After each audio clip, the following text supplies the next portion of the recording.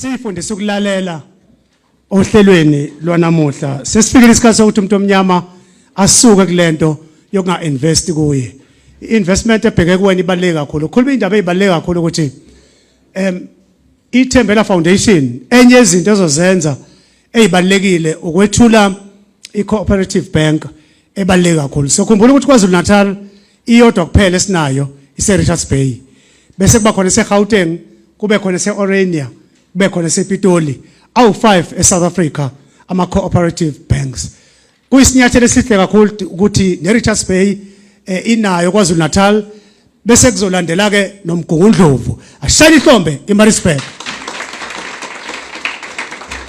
Yilento esiyifunayo ukuthi abantu abasha bakwazi ukuhamba phambili babe ku forefront when it comes to development nangasohlangothini oluthinta i-investment.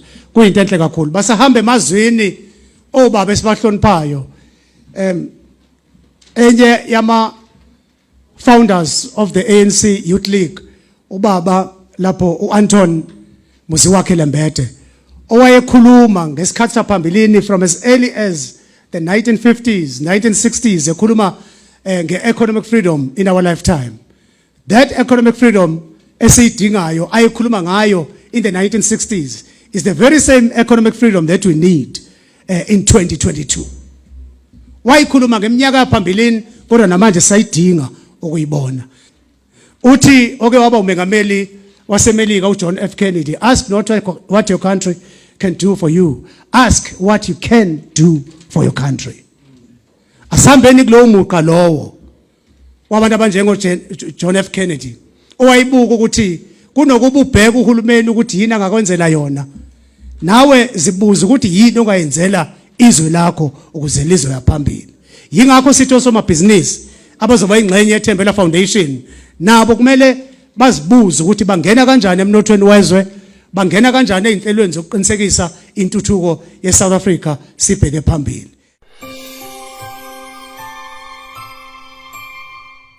Ziyaqala izinto sibambisane ama-cooperatives abekhona under i-guidance ne-leadership kababa uKhabazela. Kodwa iningi lawo aphelele nje emoyeni ngenxa yokuxatshaniswa imali. Isihlava esibi lesi engicabanga abantu abamnyama kumele silwe nayo lento. Ehambisana nomona, ihambisana nobugovu, ihambisana nokungabi nawo umbono odephile wokuya phambili. Cabanga ukuthi enye izinto esilimaze kakhulu ukuthi singabantu abamnyama singama-consumers kakhulu. Lento kuba ngama-consumer isisingene ngaphakathi yokuthi sisebenzele ezinye izizwe thina singa-owni lutho. Unga-owni ngisho nebhodlela le-sanitizer, unga-owni ngisho nalokhu umuntu omnyama kwenziwe inkampani yabamhlophe. Into elula nje yenzeka kalula. Into ethanda ukwabuhlungu kakhulu isikhathi esiningi ukuthi isiyasingena lento ingaphakathi kithi isegazini lethu lento kuba ama-consumers. Asiwona ama-creators, asiwona ama-producers, asikho innovative singabantu abamnyama. Ekutheni sikwazi ukuba nama-products abhilonga kithi, sikwazi uku-owna izinto eziyocebisa thina, zicebisa izizukulwane, icebise nabanye. Ngoba buka iy'nkampani ey'nkulu ey'khona, sibaningi sidriver iy'moto zaka-Ford. uHenry Ford waba nephupho, wayiqala ikhampani yakhe yakwa-Ford.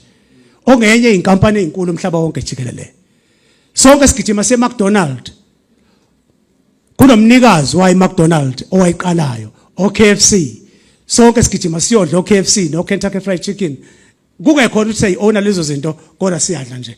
Bese kuba khona Khabazela into ekhona enhle.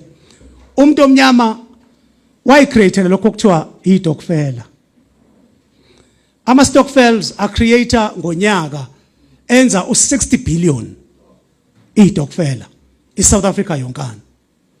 Zibuza ukuthi lo 60 billion uphele laphi. Siyawuthatha siubuyisele inkampanini zabelungu. Siucaze kwathina uphelele kulabantu abangeke basisize ekutheni sikwazi uku-owna. Bambalwa abantu abamnyama abadlala i-stokfela bayithole le mali bese bethi asiyothenga ibhilidi lapha eMaritzburg. Asiyokwakha isibhedlela eMaritzburg sabantu abamnyama. Asiyothenga ibhanoyi labantu abamnyama.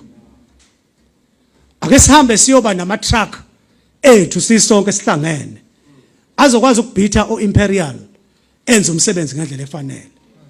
Yini le yenza ukuthi singabantu abamnyama siqhubeke nokuba ama-consumers esikhathini la kwi-population yase-South Africa lo 54 million kuyithini esibaningi bona bebancane. Yinto le sibonile ngoJuly ngonyaka ophelile ukuthi kwabona bengale bayasicontrola, bacontrol ukuthi ungena nini endlini udla nini, ngoba izitolo mabeyivala umuntu omnyama uyalamba ngoba uthembele kubo.